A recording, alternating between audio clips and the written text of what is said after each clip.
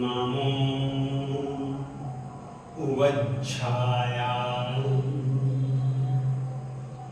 नमो लोये सब्बसागुणम् एषो पंचनमोक्कारो सब्बपापनाशनो मंगलानं च सब्बेसिं परमं हवहि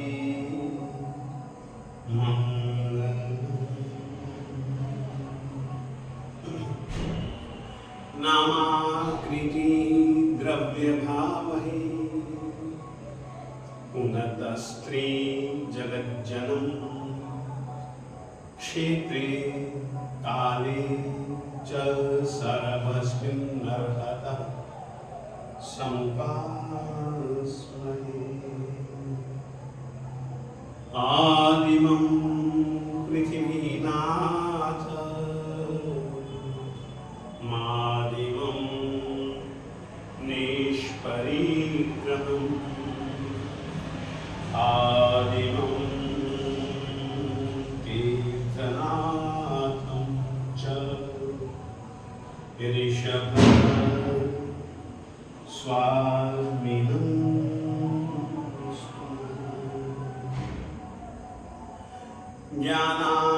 ज्ञानामृतेन लोकानां कष्टोच्छेद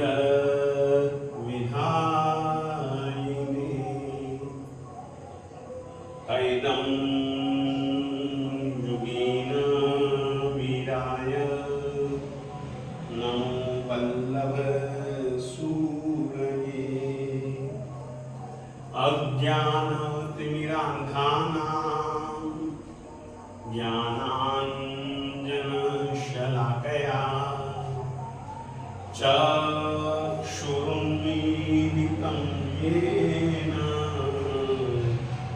तस्मै श्री गुरवे नमः तस्मै सद् गुरवे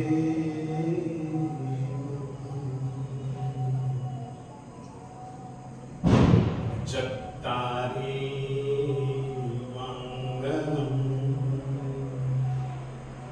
अरिहन्ता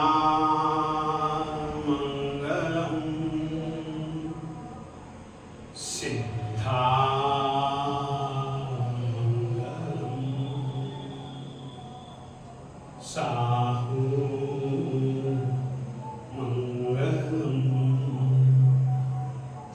केवली पन्नतो धम्मो मंगलम् चत्तारि उत्तमा अरिहन्ता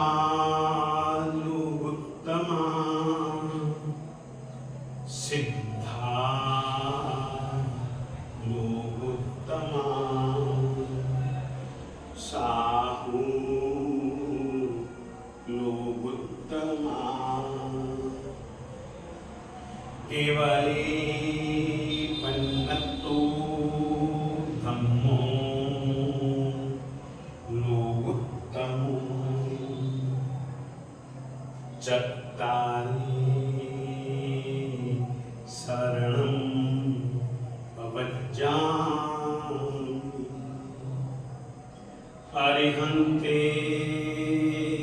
शरणं पवज्जामि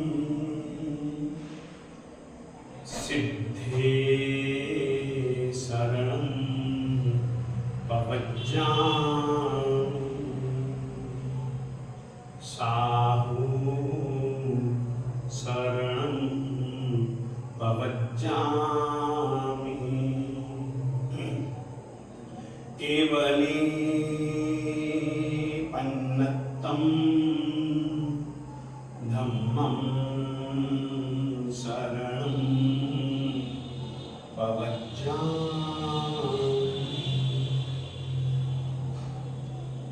भक्तामृत स्तोत्र के श्रवणार्थियों से एक बात कह देना चाहता हूं, क्योंकि उन लोगों के बार बार संदेश आ रहे हैं कि महाराज कुछ चमत्कार इत्यादि के विषय में कुछ कहेंगे। भैया समय पर जैसा भी होगा मैं आप लोगों को बता भी दूंगा। हाँ, परंतु आप लोगों से कहना चाहता हूं, आप लोगों ने जो 40 जनों ने परीक्षा दी उनको तो हृदय से बहुत बहुत धन्यवाद। मगर मैं चाहूँगा हर एक श्रोता से और हर एक सुनने वाली बहन से, माता से, सभी जन परीक्षा लें। भक्तामृत स्तोत्र अपने आप में चमत्कारिक है, मगर भक्तामृत स्तोत्र के प्रति भक्ति चाहिए।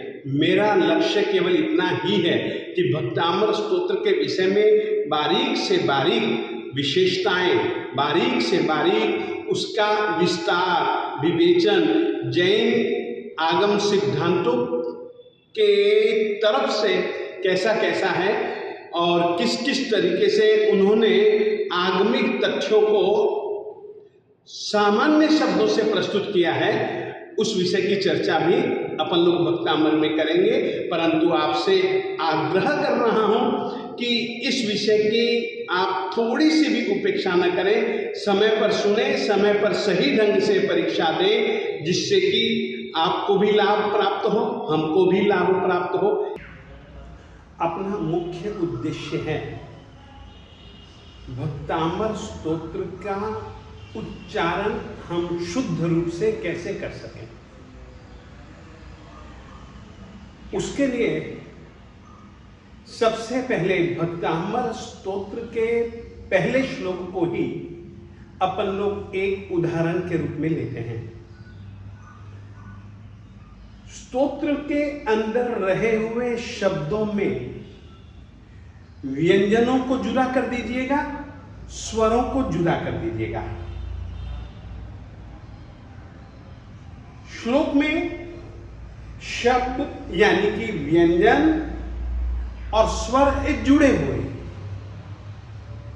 और ऐसे एक नहीं कई वर्ण आपस में जब जुड़ जाते हैं तब वह एक शब्द बनता है। कई शब्दों से एक चरण, एक पाद बनता है। हमने यह श्लोक एक उदाहरण के रूप में लिया। ये मैं केवल पहला श्लोक ही लिया है, दूसरा श्लोक से लेकर के 44वें श्लोक तक का पाठ मैं इस रीति से लिखूंगा नहीं। यदि आप शुद्ध उच्चारण करना चाहते हैं, इस रीति से लिखना आपको अनिवार्य है। कारण केवल इतना ही, जब आप ऐसे लिखेंगे तो व्यंजन जुदा हो जाएगा, स्वर जुदा हो जाएगा। मैंने आपको कहा था कि स्वर दो रूप से लिखे हुए मिलते हैं, स्वतंत्र रूप से भी मिलते हैं और मात्रा के रूप में भी मिलते हैं। ये जो मैंने टिक मार्क जो किया है, ये मूल पाठ है। जैसे कि भक्तामर प्रणत मौलि मणि प्रभाना मुद्योतकम दलित पापतमो वितानम सम्यक प्रणम्य जिन पाद युगम युगादा वालंबनम भव जले पतताम जनानाम। फिर से सुनिए।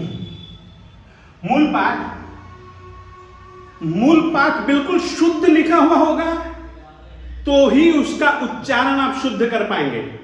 इसीलिए भक्तामृत स्तोत्र के लिए आप ऐसी ही किताब चुने जिसमें कि बिल्कुल शुद्ध लिखा गया हो। ऐसी किताब यदि है तो पंजाब के श्री गुरुदेव श्रीमद विजय वल्लभ सुरीश्वर जी महाराज साहेब जी के समुदाय के द्वारा छपवाई गई नवस्मरणों की किताब है, जिसका शुद्धिकरण श्रुतशील वारिधि आगम प्रभाकर श्रीमद पुण्य विजय जी महाराज साहब जी ने किया है। वे संशोधकों की दुनिया में एक अपनी अलग पहचान बनाए हुए रहे और मृत्यु के अंतिम पल से पहले उन्होंने संशोधन के काम को करते करते पेन छोड़ा, कागज छोड़ा और कहा, लक्ष्मण भाई इसको अब उधर रख लो, ये आगम का काम मेरा पूरा हो चुका, अब मैं निश्चिंत हुआ। और उसके बाद में ही जिन्होंने प्राण छोड़े, इस तरीके से संशोधन का काम करने वाले अंतिम पल तक वे उस पुस्तक में लिखे गए पाठ के संशोधक हैं। उसके आधार पर मैंने यह श्लोक लिखा है। इस श्लोक में जितने भी अक्षर हैं, उन अक्षरों को आप बिल्कुल स्वर और व्यंजन के रूप में जुदा जुदा कर देंगे। जैसे कि भ प्लस अ इक्वल भ। अब आप जब भ बोलेंगे तब आपको यह ख्याल में रखना है कि भ में अ जुड़ा हुआ है मात्रा के रूप में, तो भ बोलना है। आधा भ आपको नहीं बोलना। आधा भ बोलेंगे अशुद्ध उच्चारण हो जाएगा। फिर है दूसरा ता, क आधा बोलेंगे, त में आ की मात्रा जुड़ी हुई बोलेंगे तो भक्ता, ये ता। जब आप मर के अंदर रहे हुए म इस व्यंजन को बोलेंगे तो म में अ जोड़ करके ही बोलेंगे तो भक्ता म। इसी तरीके से र भक्ता मर, र में अ जुड़ा हुआ होगा, भक्ता मर। प्रणत प्र, आपको मैंने एक कहा था, पहले व्यंजन हो उसके बाद में यदि रेफ का उच्चारण यानी रकार का उच्चारण करना हो तो फिर रेफ यानी कि रकार अक्षर के नीचे लिखी जाती है और वर्ण पूरा तभी कहलाता है जब उसके साथ में कोई स्वर जुड़ता है। तो भक्ता मर प्रणत, प के बाद में र जुड़ा हुआ होने के कारण से हमने प के नीचे रेफ लिखा और उसको पूर्ण करने के लिए उसमें अ शब्द का, अ स्वर का जोड़ान है, तो भक्ता मर प्रण। ऐसे ही ण प्लस अ और न, प्रण न पूरा बोलेंगे, प्रणत प्रण ऐसा नहीं बोलेंगे, बिल्कुल गलत उच्चारण हो जाएगा। साधना और सिद्धि के लिए वर्ण शुद्धि, वर्ण का उच्चारण बिल्कुल शुद्ध कीजिएगा और वर्ण का उच्चारण शुद्ध करने के लिए स्वर और व्यंजनों को किस तरीके से जुड़े हुए हैं उसको समझना अनिवार्य है। भक्तामर प्रणत, जो प्रणत त में अ स्वर जुड़ा हुआ है तो प्रणत, त में अ जुड़ा हुआ बोलिएगा प्रणत, इसीलिए ही हमने अलग अलग लिखा है। मौली, म व्यंजन है, औ स्वर है और ये औ की मात्रा है, तो भक्तामर प्रणत मऊ, क्या बोलेंगे मऊ। ली, ल प्लस छोटी ई की मात्रा यह है मौली। इसी ही प्रकार से माणी, म में अ जुड़ा हुआ है तो म पूरा बना तो म। णी, ण प्लस छोटी ई, यहां पर जो ई न के साथ में जो जुड़ी हुई है वो मात्रा के रूप में है, तो छोटी ई की मात्रा इस तरीके से लिखी जाती है मणि। प्रभाना, जिस तरीके से प व्यंजन के बाद में रेफ है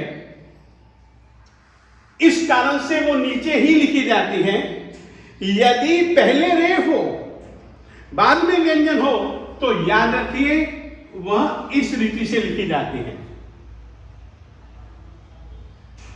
तो मणि प्र, इसी तरीके से भ प्लस आ तो भा, ऐसे ही न प्लस आ तो ना, मणि प्रभाना। फिर दूसरी लाइन पे चलते हैं, दूसरे पद की ओर चलते हैं। मुद्योतकम, कितने जन बोलते हैं द को छोड़ ही देते हैं, मुद्योतकम ऐसा ही बोलते हैं। ये बोलना अशुद्ध है। आपके लिए यह द है। यदि यह द नहीं होगा तो फिर आप तो इस ढंग से बोल देते हो, और इसी ढंग से आप लोगों ने कई जगह पर लिखा हुआ भी पाया होगा, जबकि यह अशुद्ध पाठ है। लिखने में भी, जब लिखने में ही अशुद्ध होगा तो शुद्ध उच्चारण कैसे होगा? ये जो उद्योतकम जो शब्द बना है तो वह उपसर्ग है और द्युति धातु है। द्युति से द्योतकम शब्द बनता है। कुछ प्रत्यय लगा करके, तो इस तरीके से प्रायः करके ध्यान रखिएगा, आधे अक्षर का भी उच्चारण करना है। तो वो कैसे करेंगे? मुद म प्लस उ प्लस द, ये आधा है, व्यंजन है, मूल व्यंजन है, इसीलिए इसको हम अलग से लिखेंगे। मुद द्योतकम द प्लस य प्लस ओ की मात्रा। तो मुद्यो तकम, त प्लस अ त, क प्लस अ प्लस म, मुद्योतकम। इसी ढंग से दलित, द प्लस अ द, ल प्लस ई इक्वल ली, त प्लस अ इक्वल त, दलित पाप, प प्लस आ प्लस पा बन गया, इक्वल पा। फिर है तमोवितानम, त प्लस अ इक्वल त। फिर मो, दलित पाप तमो, म प्लस ओ तमो। वितानम में व प्लस ई वी, त प्लस आ ता, न प्लस अ प्लस म, वितानम। फिर तीसरी लाइन पर चलिए। सम्यक, स प्लस अ प्लस म, तो सम, यानी कि आप देखिए सम, मैंने बिल्कुल म हलंत बोला है, म में कोई भी स्वर जुड़ा हुआ आप सम्यक ऐसा नहीं बोल सकते हैं। म को बिल्कुल स्वर रहित बोलिएगा, सम्यक। स प्लस अ प्लस म, सम, य प्लस अ प्लस क, यक। प्रणम्य, प प्लस र प्लस अ प्र, न प्लस अ प्लस म इक्वल प्रणम, प्रणम्य। य प्लस अ य, सम्यक प्रणम्य। फिर है जिन पाद युगम, ज प्लस ई इक्वल जी। ऐसे ही न प्लस अ न, जिन। प प्लस आ पा, द प्लस अ द, पाद। युगम, य प्लस उ यू। फिर ग प्लस अ प्लस म, तो युगम। युगादा, य प्लस उ यू, ग प्लस आ गा, द प्लस आ दा, युगादा। फिर आता है वालंबनम भव जले पतताम जनानाम। वालंबनम, व प्लस आ वा, ल प्लस अ प्लस म, तो लम। ब प्लस अ ब, न प्लस अ प्लस म, नम, वालंबनम। भव जले, भ प्लस अ इक्वल भ, व प्लस अ इक्वल व।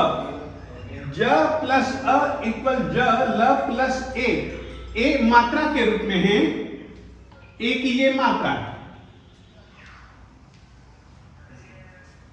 तो ल में ए जुड़ गया तो वालंबनम भव जले। पतताम, प में प प्लस अ इक्वल प, त प्लस अ इक्वल त प्लस आ प्लस म पतताम।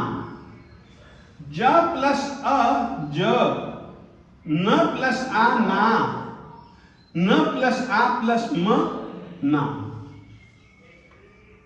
वर्ण शुद्धि के लिए मेरा कहने का भाव, यदि आपको भक्ताम्र स्तोत्र का शुद्ध उच्चारण करना ही है तो आपको भक्ताम्र स्तोत्र के सभी श्लोकों का इस रीति से स्वर व्यंजनों का बिल्कुल विभागीकरण कर देना होगा। वो किस लिए करना है कि स्वर के साथ में आपका व्यंजन, व्यंजन के साथ में स्वर जो जुड़ा हुआ है वो आप सही ढंग से उसका उच्चारण कर सके। यदि आप यह भेद नहीं कर पाओगे तो हो सकता है कि आप शब्द का उच्चारण सही नहीं कर पाएंगे। अब किस तरीके से ये समझने के बाद में, ये समझने के बाद में, ये समझने के बाद में, ये समझने के बाद में इसका उच्चारण करना आपको बिल्कुल सरल हो जाएगा। मैंने आपको बताया है कि व्यंजन दो प्रकार के होते हैं। मूल व्यंजन, मूल व्यंजन दो रूप में लिखे जाते हैं, या तो आधे रूप में हलंत का चिन्ह पूर्वक, जिस तरीके से कि सम्यक का हलंत चिन्ह। फिर आप देख सकते हो, मैंने आपको यह भी बताया है कि वह जो व्यंजन है उसको आप बिल्कुल आधार लिखेंगे, जिस तरीके से कि सम्यक, ये हलंत चिन्ह वाला है। तो ये बिना स्वर के हैं, तो इनका बिना स्वर के ही आपको शुद्ध रूप से उच्चारण करना पड़ेगा। मैं अब आपको शुद्ध रूप से उच्चारण करके बतलाता हूं। जैसे मैं उच्चारण करूंगा उसी रीति से आपको उच्चारण करना चाहिए। बोलिएगा, भ भ भक्ता भक्ता मर भक्ता मर प्रणत भक्तामर प्रणत मौ मौ मौ मौ नहीं मौ, औ की मात्रा है, इसलिए भक्तामर प्रणत मौ ली, मौली। ल के साथ बड़ी ई की मात्रा नहीं है, छोटी ई की मात्रा है और ह्रस्व स्वर की मात्रा है। मैंने बताया था उसमें आपको एक समय ही उच्चारण करने में लगाना है। भक्तामर प्रणत मौली मणि,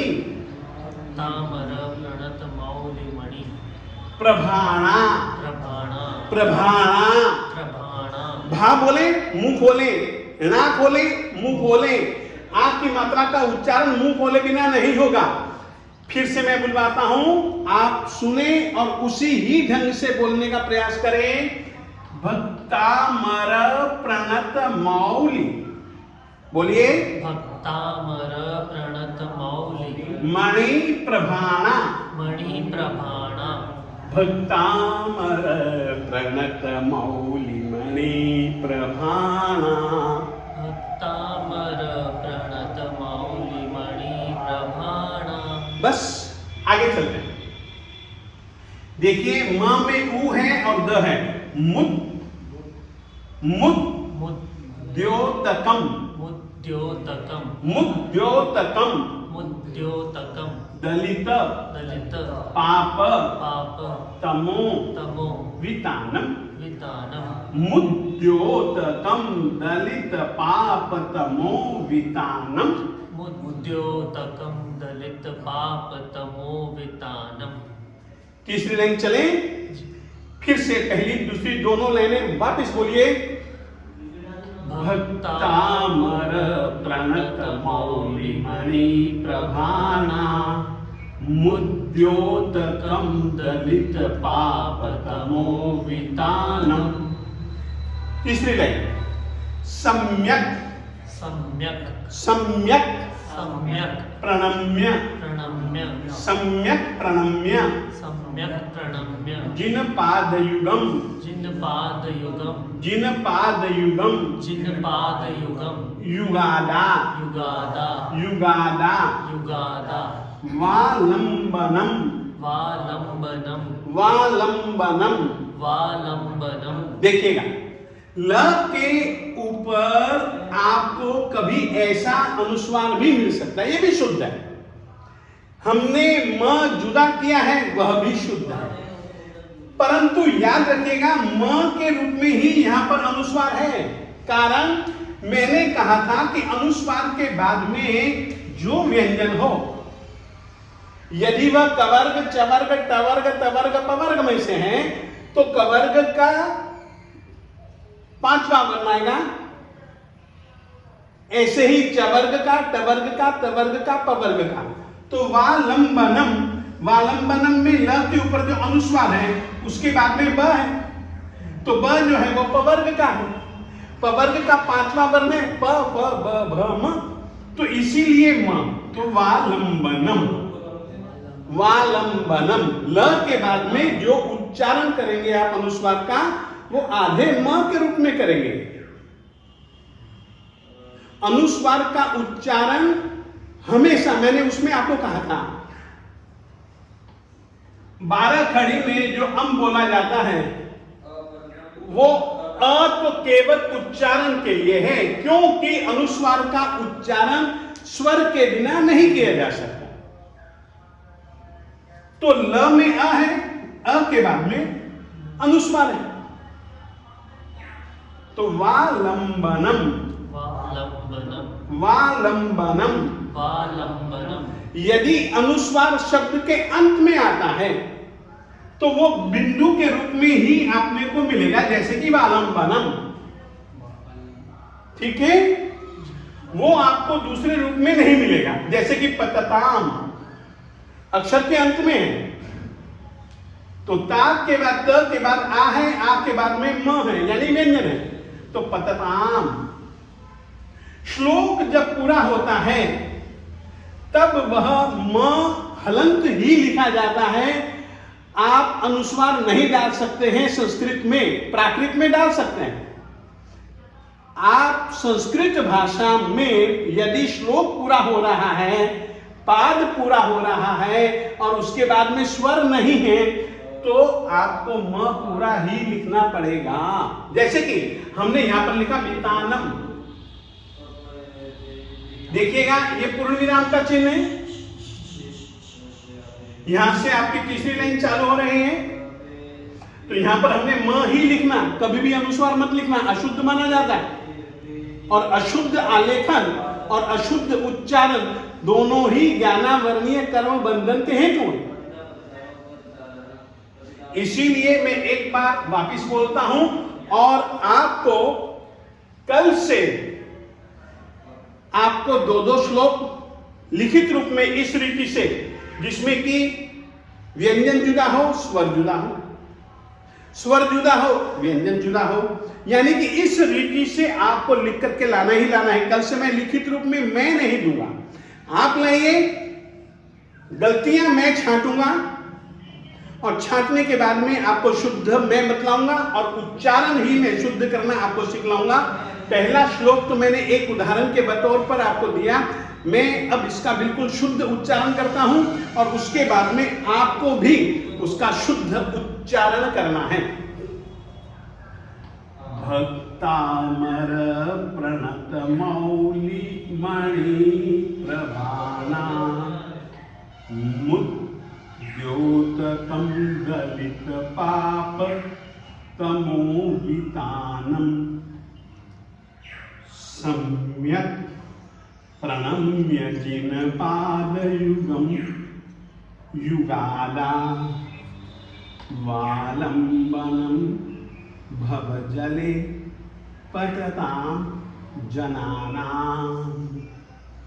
इस रीति से आज अभी केवल पहला श्लोक, इसी रीति से अब धीरे धीरे अपन उच्चारण शुद्धि के लिए भी कभी 1, कभी 2, कभी 3, जैसी भी सुविधा, जैसी भी अनुकूलता आप लोगों की या मेरी होगी, अपन लोग उस रीति से जल्दी उच्चारण शुद्ध करने की परंपरा इसी रीति से आप लोग लिख करके मुझको भिजवाइए। जो हरित एंड पार्टी है, जिन शासन सेवक ग्रुप, आप भिजवाइए और वे मेरे तक भिजवाएंगे, मैं उसको लिखवा करके आप लोगों को सिखला दूंगा। परंतु वर्ण के शुद्ध उच्चारण के लिए वर्ण विभाग करना अनिवार्य है, इतना समझ करके चले। उच्चारण के लिए भी बहुत सारे नियम हैं जो कि मैंने आपको बताने चालू कर दिए हैं। थोड़े थोड़े से कुछ अत्यावश्यक जो नियम हैं वो भी मैं आपको बतला दूंगा, ताकि आप लोग वर्णों का शुद्ध उच्चारण कर सके, इतना ही।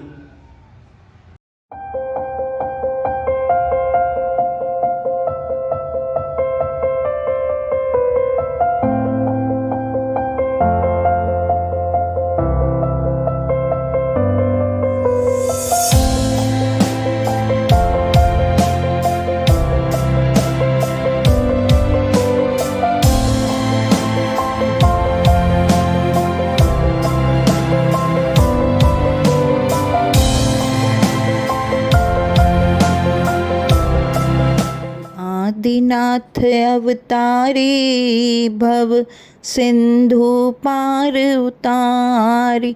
प्रभु आदिनाथ अवतारी भव सिंधु पार उतारी।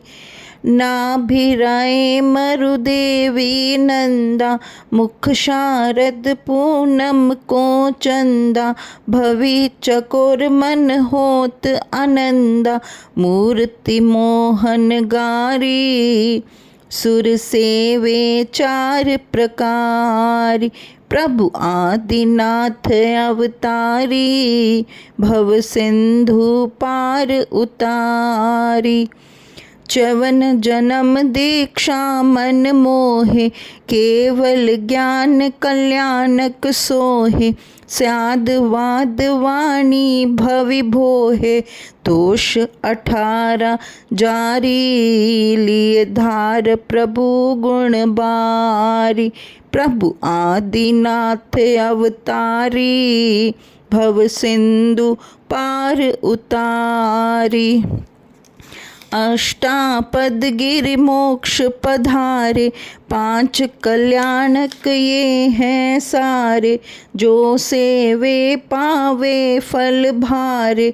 जय जय प्रभु बलिहारी दिए अष्ट कर्म कोटारी। प्रभु आदिनाथ अवतारी भव सिंधु पार उतारी। यौवन मद मोह रंग में रसियो क्रोध मान माया में बसियो। लोभ मुद्रा में गहरों फसियो कीनी न भक्ति तुम्हारी। गयो मनुष्य जन्म में हारी। प्रभु आदिनाथ अवतारी भव सिंधु पार उतारी। कर करुणा करुणा कर स्वामी चरण पड़ो तुम अब नहीं खामी।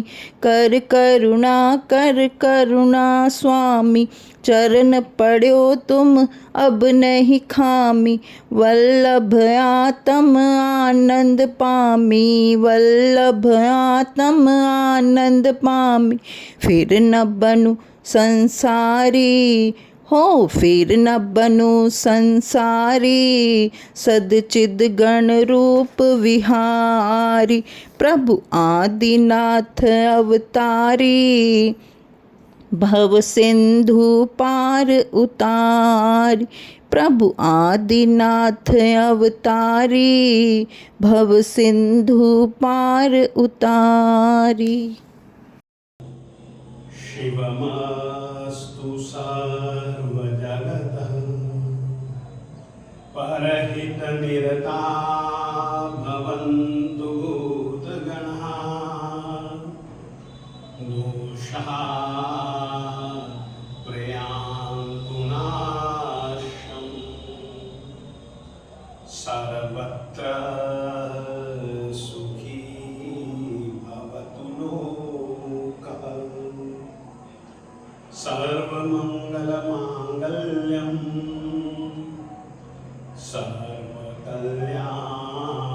सर्वकल्याणकारणम् प्रधानं सर्वधर्माणां जैनं